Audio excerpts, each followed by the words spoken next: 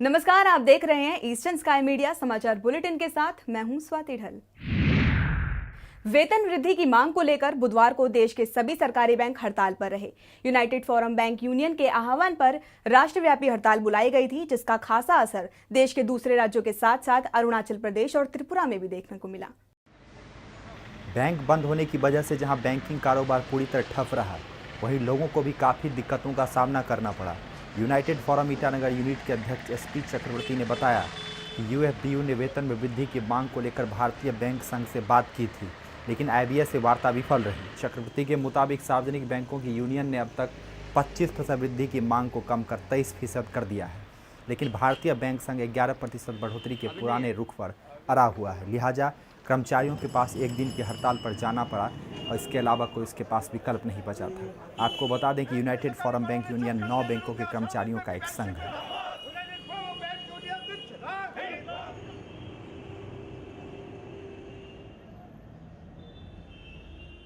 हमारा wage revision का, salary revision का है। एक्चुअली आईबीए वो they are stick to their offer. We are actually we are scaling down from 25% to 23% increase of our salary revision, but they are stick to their offer of 11% off. That's why we are finding no other alternative. We are going to we have actually we have आज ये strike कर लिया, इसलिए तो पूरी नहीं हो पाने से नेक्स्ट एक्चुअली हमारा जो यूनाइटेड फोरम का जजेस है, वो फोरम है, वो डिसीजन लेगा कि क्या करेगा, नेक्स्ट कोर्स ऑफ एजिटेशन क्या होगा। वो बोले नेक्स्ट शायद वो 4 दिसंबर से हमारा रिले स्ट्राइक है, जोन वाइज रिले स्ट्राइक है। हाँ, तो हमारा इधर 4th होगा, कोई किसी जोन में 5th को होगा, 6th को होगा, ऐसे। अगर नहीं होगा तो फिर इंडिपेंडेंट भी हो सकता है। ये तो डिसीजन लेगा ऊपर में। हाँ, वो जैसे ऊपर में डिसीजन लेगा ऐसे ही काम चलेगा। एशियन गेम्स 2014 में पदक लेने से इनकार करने वाली भारतीय मुक्केबाज सरिता देवी की मुश्किलें बढ़ सकती है। विश्व मुक्केबाजी संस्था आईबा ने संकेत दिए हैं कि सरिता देवी को लंबा प्रतिबंध झेलना पड़ सकता है और इसका ऐलान भी जल्द कर दिया जाएगा।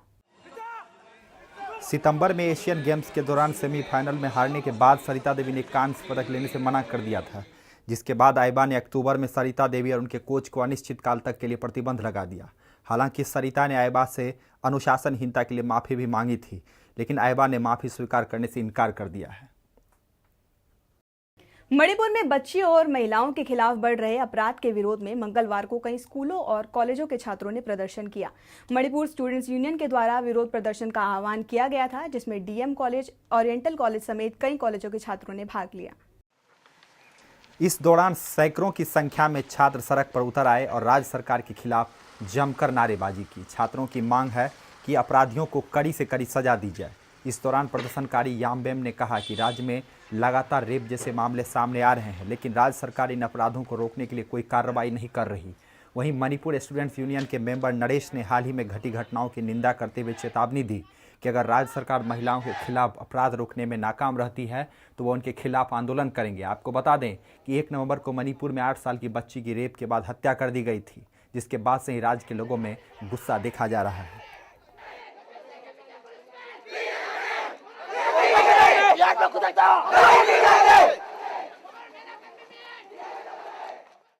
अरुणाचल प्रदेश के पापुम पारे में पंछिन नदी पर 60 मीटर लंबा बेली पुल बनने से जाम की समस्या और भी भयावह हो रही है, जिस पर शहरी विकास के संसदीय सचिव और पापुम पारे से विधायक तेची कासो ने पीडब्ल्यूडी इंजीनियर्स को पुल के निर्माण कार्य में तेजी लाने के आदेश दिए हैं।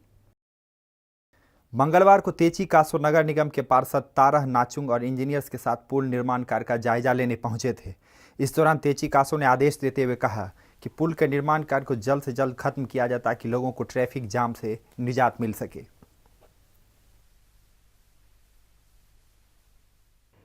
अरुणाचल प्रदेश के ताराजुली गांव में सोमवार को लगी भीषण आग के बाद बुधवार को बीजेपी राष्ट्रीय परिषद के सदस्य तामे फासांग ने घटनास्थल का दौरा किया और पीड़ित परिवार को कंबल, बर्तन और कुछ खाने पीने की वस्तुएं दान की। तामे फासांग के साथ ईटानगर के बीजेपी कैपिटल डिस्ट्रिक्ट अध्यक्ष तारा तोपिंग ने भी मौजूद थे।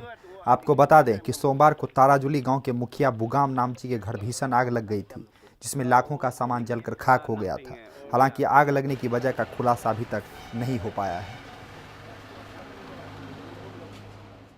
मणिपुर के इम्फाल उखरूल रोड पर सेजांग डेवलपमेंट कमेटी ने सेजांग क्षेत्र की विवादित जमीन यूयोग चींग पर साइलेंट गांव के लोगों द्वारा अवैध कब्जा करने के विरोध में मंगलवार को अनिश्चितकालीन बंद का आह्वान किया।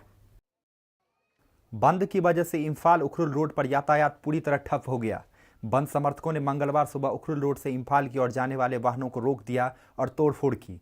दरअसल कमेटी की मांग है कि यूयोग चिंग पर साइलेंट गांव के मृतक मुखिया का कब्रिस्तान बनाने वालों पर कार्रवाई की जाए। इसको लेकर उन्होंने 3 नवंबर को मणिपुर के मुख्यमंत्री ओ इबोबी सिंह को 5 पॉइंट वाला मेमोरेंडम सौंपा था और 5 दिनों के भीतर मामले को सुलझाने की अपील की थी। इस पर सीएम ने भी कमेटी को आश्वासन दिया था। भीमो ने बताया कि मेमोरेंडम में सरकार से कब्रिस्तान बनाने वालों के खिलाफ कार्रवाई करने और मामले की जांच कराने की मांग की गई थी, लेकिन सरकार आश्वासन देने के बावजूद भी कोई कार्रवाई करने में नाकाम रही और इसी से आहत होकर साइजिंग गांव के लोग सड़क पर उतर आए हैं। अरुणाचल प्रदेश के ईटानगर स्थित चिंपू के गवर्नमेंट सेकेंडरी स्कूल में बुधवार को बाल दिवस के उपलक्ष्य में दूसरी स्पोर्ट्स मीट का आयोजन किया गया। छात्रों को खेल के प्रति प्रोत्साहित करने के मकसद से स्कूल प्रशासन ने कार्यक्रम आयोजित किया था, जिसमें हपोली से विधायक तागे ताकी मुख्य अतिथि के तौर पर उपस्थित हुए।